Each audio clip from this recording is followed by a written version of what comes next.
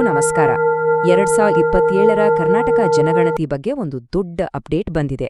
ಈ ಸಲ ಇದರಲ್ಲಿ ಭಾಗವಹಿಸಕ್ಕೆ ಒಂದು ಹೊಸ ಡಿಜಿಟಲ್ ದಾರಿ ಇದೆ.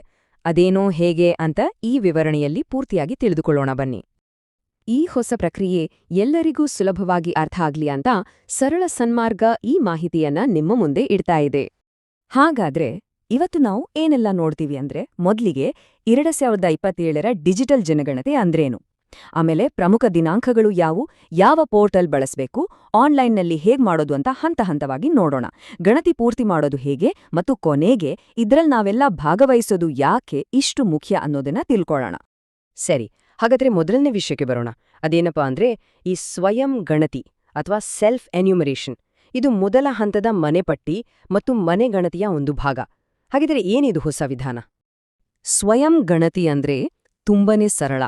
ನಾವೇ ನಮ್ಮ ಮನೆಯಲ್ಲೇ ಕೂತು ನಮ್ಮ ಕುಟುಂಬದ ಎಲ್ಲಾ ವಿವರಗಳನ್ನ ಆನ್ಲೈನ್ ಮೂಲಕ ನೇರವಾಗಿ ಸರ್ಕಾರಕ್ಕೆ ಕೊಡೋದು. ಇದಕ್ಕಾಗಿಯೇ ಒಂದು ಅಧಿಕೃತ ವೆಬ್ ಪೋರ್ಟಲ್ ಇರುತ್ತೆ.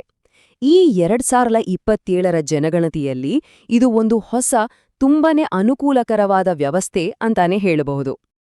ಇಲ್ಲಿ ನೀವು ನೋಡ್ತಿರೋದು ಕರ್ನಾಟಕ ಸರ್ಕಾರದ ಅಧಿಕೃತ ಸುತ್ತೋಲೆ.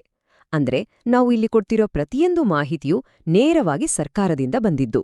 ಸೊ ಇದು 100ಕ್ಕೆ 100 ಪಕ್ಕಾ ಮತ್ತು ಅಧಿಕೃತ ಮಾಹಿತಿ. ಸರಿ, ಈಗ ಮುಂದಿನ ಅತಿ ಮುಖ್ಯವಾದ ಭಾಗಕ್ಕೆ ಹೋಗೋಣ.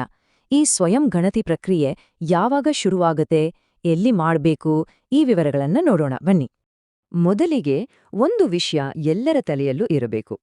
ಈ ಸ್ವಯಂ ಗಣತಿ ಮಾಡೋಕೆ ನಮ್ಗೆ ಸಿಗೋದು ಕೇವಲ 15 ದಿನಗಳು ಮಾತ್ರ ಅಷ್ಟೇ. ಆ ದಿನಾಂಕಗಳು ಯಾವುವು ಅಂದ್ರೆ ಸರಿಯಾಗಿ ನೋಟ್ ಮಾಡ್ಕೊಳ್ಳಿ. ಏಪ್ರಿಲ್ 1, 2026ಗೆ ಪೋರ್ಟಲ್ ಓಪನ್ ಆಗುತ್ತೆ ಮತ್ತು ಏಪ್ರಿಲ್ 15, 2026ಗೆ ಕ್ಲೋಸ್ ಆಗುತ್ತೆ. ಅಂದ್ರೆ ಈ 15 ದಿನಗಳ ಒಳಗೆ ನಾವು ಈ ಪ್ರಕ್ರಿಯೆಯನ್ನ ಮುಗಿಸ್ಬೇಕು. ಇನ್ನು ಇದನ್ನ ಮಾಡಕ್ಕಿರುವ ಒಂದೇ ಒಂದು ಅಧಿಕೃತ ಸರ್ಕಾರಿ ವೆಬ್ ಪೋರ್ಟಲ್ ಅಂದ್ರೆ census.casi.gov.in. ದಯವಿಟ್ಟು ಇದನ್ನ ಬಿಟ್ಟು ಬೇರೆ ಯಾವುದೇ ನಕಲಿ ವೆಬ್ಸೈಟ್ಗಳನ್ನ ಬಳಸೋಕ್ ಹೋಗ್ಬೇಡಿ. ಇದು ತುಂಬಾನೇ ಮುಖ್ಯ. ಓಕೆ, ಡೇಟ್ಸ್ ಗೊತ್ತಾಯ್ತು, ವೆಬ್ಸೈಟ್ ಗೊತ್ತಾಯ್ತು. ಈಗ ಈ ಪ್ರಕ್ರಿಯೆನ ಮಾಡೋದು ಹೇಗೆ ಅಂತ ಸ್ಟೆಪ್ ಬೈ ಸ್ಟೆಪ್ ನೋಡೋಣವಾ? ಅಂದಹಾಗೆ ಇದಕ್ಕೇನೋ ತುಂಬಾ ಹೊತ್ತು ಬೇಕಾಗಲ್ಲ. ಇಡೀ ಪ್ರಕ್ರಿಯೆ ತುಂಬಾನೇ ಫಾಸ್ಟ್ ಆಗಿ ಮುಗಿಯುತ್ತೆ. ಒಂದು ಸರಾಸರಿ ಕುಟುಂಬಕ್ಕೆ ಹೆಚ್ಚು ಅಂದ್ರೆ ಒಂದು 15ರಿಂದ 20 ನಿಮಿಷ ಸಾಕಾಗತ್ತೆ. ಹಂತಗಳು ಕೂಡ ತುಂಬಾನೇ ಸರಳವಾಗಿವೆ.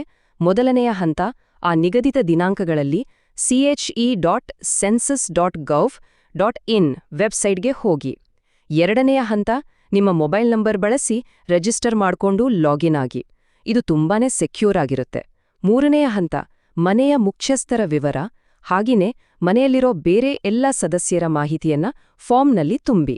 ಮತ್ತು ನಾಲ್ಕನೆಯ ಹಾಗೂ ಕೊನೆಯ ಹಂತ, ನೀವು ತುಂಬಿದ ಎಲ್ಲಾ ಮಾಹಿತಿಯನ್ನ ಒಮ್ಮೆ ಸರಿಯಿದೆಯಾ ಅಂತ ಚೆಕ್ ಮಾಡಿ ಸಬ್ಮಿಟ್ ಬಟನ್ ಒತ್ತಿ. ಅಷ್ಟೇ, ಮುಗೀತು.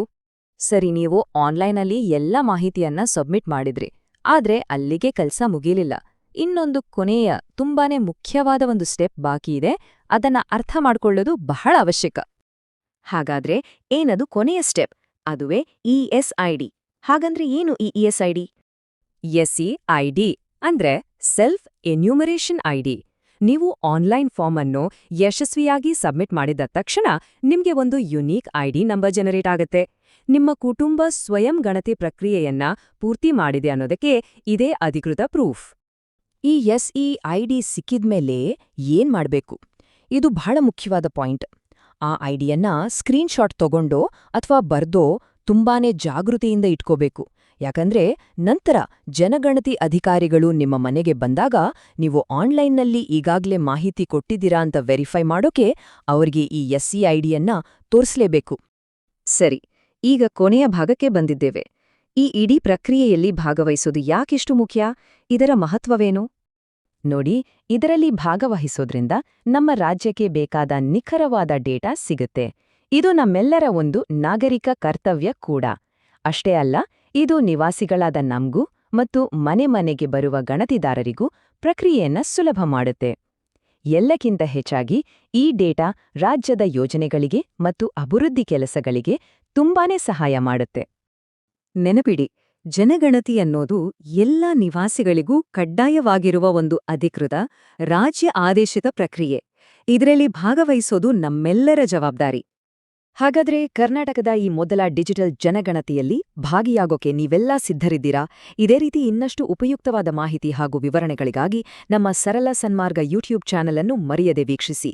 ಈ ಮಾರ್ಗದರ್ಶಿ ಬೇರೆಯವರಿಗೂ ಸಹಾಯ ಆಗಲಿ ಎಂದ್ರೆ ದಯವಿಟ್ಟು ಸಬ್ಸ್ಕ್ರೈಬ್ ಮಾಡಿ, ಲೈಕ್ ಮಾಡಿ ಮತ್ತು ಶೇರ್ ಮಾಡಿ. ಧನ್ಯವಾದಗಳು.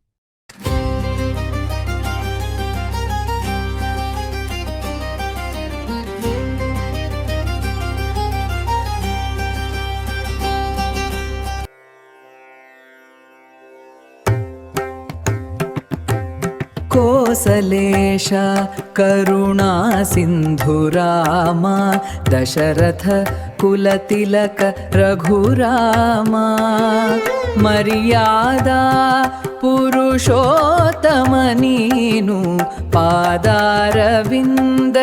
ಶರಣು ನಾನು. ಜಯ ಜಯ ರಾಘವ ಜಯ ಸೀತಾರಾಮ.